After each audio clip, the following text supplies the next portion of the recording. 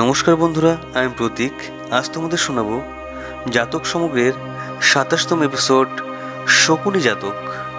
ব্রহ্মদত্ত যখন বারাণসীর রাজা ছিলেন তখন বোধিসত্ত্ব একবার শকুনি রূপে জন্মগ্রহণ করেছিলেন। তিনি হাজার হাজার শকুনির সঙ্গে বনে বাস করতেন।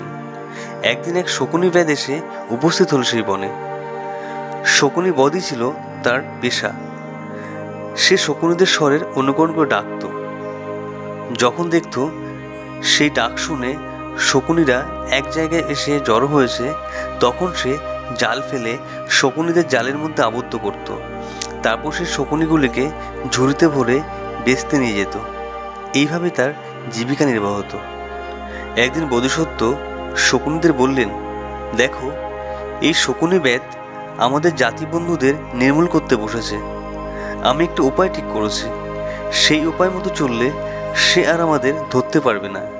এখন হতে সে তোমাদের উপর জাল ফেলা মাত্র তোমরা জালের প্রতিটি ছিদ্র দিয়ে মুখ বার করবে এবং জাল শুদ্ধ উড়ে গিয়ে কাটা গাছের উপর নামবে। এই প্রস্তাব শুনে সকলে সেই মতো কাজ করতে সম্মত হলো। পরদিন শকুনি ধরার জন্য ব্যাধ তার উপর জাল ফেলল, কিন্তু বোধিসত্ত্বের উপদেশ মতো শকুনিরা একসঙ্গে জাল নিয়ে উড়ে গেল।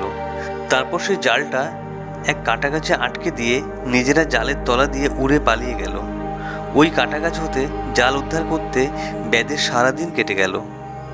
সে সন্ধ্যার সময় খালি হাতে বাড়ি ফিরল।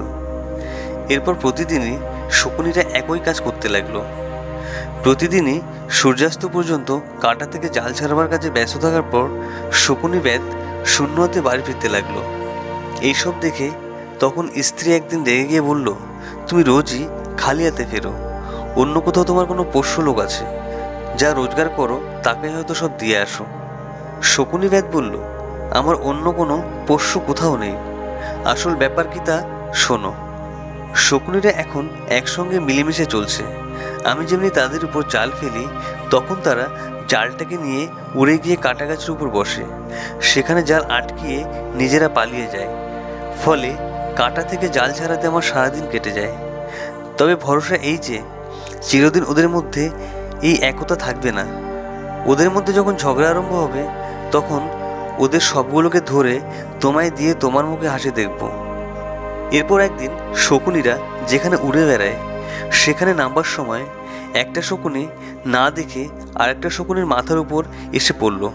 তখন যার মাথার উপর সে পড়েছিল সেই শকুনি রেগে গিয়ে অন্য শকুনিকে বলল, কে আমার মাথায় আঘাত দিল রে?